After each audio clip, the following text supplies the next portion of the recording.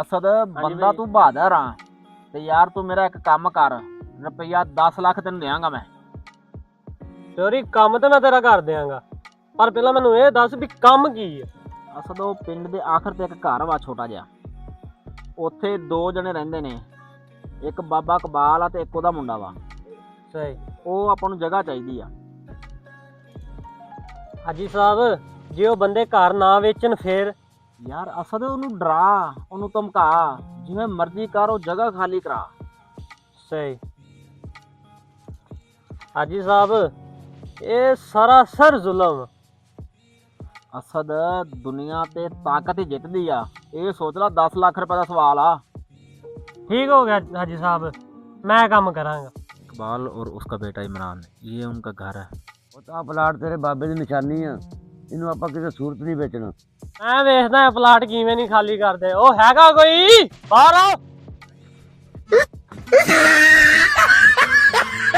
देखिया ते नहीं किसी ने?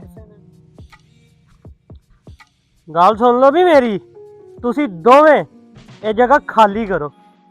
ਕੀ ਬਕਵਾਸ ਕਰ ਰਿਹਾ ਤੂੰ? ਪੁੱਤ ਅਸੀਂ ਗਰੀਬ ਆਦਮੀ ਆ, ਸਾਡਾ ਸਾਰਾ ਕੁਝ ਤੇ ਇਹੀ ਆ। ਉਹ ਕਾਕਾ ਆਪਣੇ ਪਿਓ ਨੂੰ ਸਮਝਾ, ਮੈਂ ਚਿੱਟੀ ਦਾੜੀ ਦਾ ਲਿਹਾਜ਼ ਕਰ ਰਿਹਾ। ਇਹਨਾਂ ਗੱਲਾਂ ਦਾ ਅਸਰ ਮੇਰੇ ਤੇ ਨਹੀਂ ਹੁੰਦਾ। ਮੈਨੂੰ ਇਹ ਜਗ੍ਹਾ ਖਾਲੀ ਚਾਹੀਦੀ ਆ ਤੇ ਚਾਹੀਦੀ ਆ, ਨਹੀਂ ਤੇ ਮੈਂ ਆਪਣੇ ਜ਼ੋਰ ਤੇ ਆਪ ਕਰਾ ਲਾਂਗਾ। ਅੱਬਾ ਆਪਾਂ ਕਿਤੇ ਨਹੀਂ ਜਾਣਾ, ਇਹਦੇ ਕੋਲ ਜੋ ਹੁੰਦਾ ਹੈ ਕਰ ਲੈ। ਬੇਟਾ ਜ਼ੁਲਮ ਜ਼ਿਆਦਾ ਦੇਰ ਨਹੀਂ ਰਹਿੰਦਾ, ਅੱਲਾ ਇੱਕ ਨਾ ਇੱਕ ਦਿਨ ਇਨਸਾਫ ਜ਼ਰੂਰ ਕਰਦਾ।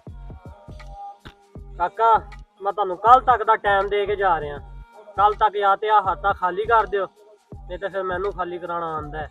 ਅਸਦ ਉਹਨਾਂ ਨੇ ਘਰ ਖਾਲੀ ਕੀਤਾ ਕੋਈ ਨਹੀਂ? ਨਹੀਂ ਹਲੇ ਤੱਕ ਤੇ ਨਹੀਂ ਕੀਤਾ, ਕੱਲ ਉਹਨਾਂ ਨੂੰ ਅੱਜ ਦਾ ਹੀ ਟਾਈਮ ਦੇ ਕੇ ਆਏ। ਉਹ ਫਿਰ ਇਸ ਤਰ੍ਹਾਂ ਕਰ, ਕੋਈ 2-3 ਮੁੰਡੇ ਨਾਲ ਲੈ ਜਾ, ਉਹਨਾਂ ਦਾ ਸਮਾਨ ਚੁੱਕ ਕੇ ਬਾਹਰ ਮਾਰ, ਮੈਨੂੰ ਜਗ੍ਹਾ ਚਾਹੀਦੀ ਆ। ਮਿਲ ਜੇਗੀ। ਓਏ ਮੁੰਡਿਓ ਗੱਲ ਸੁਣੋ ਓਏ। ਹਾਂਜੀ ਸਰ। ਮੁੰਡਿਓ ਬਾਬੇ ਦਾ ਸਮਾਨ ਚੱਕ ਕੇ ਨਾ ਮਿੰਟੋ ਪਹਿਲਾਂ ਹਾਥੀਓਂ ਬਾਹਰ ਸੁੱਟੋ। ਰਹਿਮ ਨਹੀਂ ਹੋ ਕਰਨਾ ਓਏ, ਸਮਾਨ ਚੱਕੋ ਤੇ ਬਾਹਰ ਸੁੱਟੋ, ਬਾਕੀ ਮੈਂ ਆਪ ਨਜਿੱਠ ਲਾਂਗਾ। ਵੀ ਲਿਆਓ ਮੁੰਡਿਓ, ਫਟਾਫਟ ਲਿਆਓ, ਸੁੱਟ ਇਹਨੂੰ ਬਾਹਰ, ਕੱਢ ਇਹਨੂੰ ਵੀ ਬਾਹਰ, ਲਿਆ ਕੱਢ ਇਹਨੂੰ ਵੀ ਬਾਹਰ। ਬੱਚਾ ਪਰੇਸ਼ਾਨ ਨਾ ਹੋ, ਇਸ ਜ਼ੁਲਮ ਦਾ ਬਦਲਾ ਅੱਲਾਹ ਤਾਲਾ ਇੱਕ ਦਿਨ ਜ਼ਰੂਰ ਲਵੇਗਾ।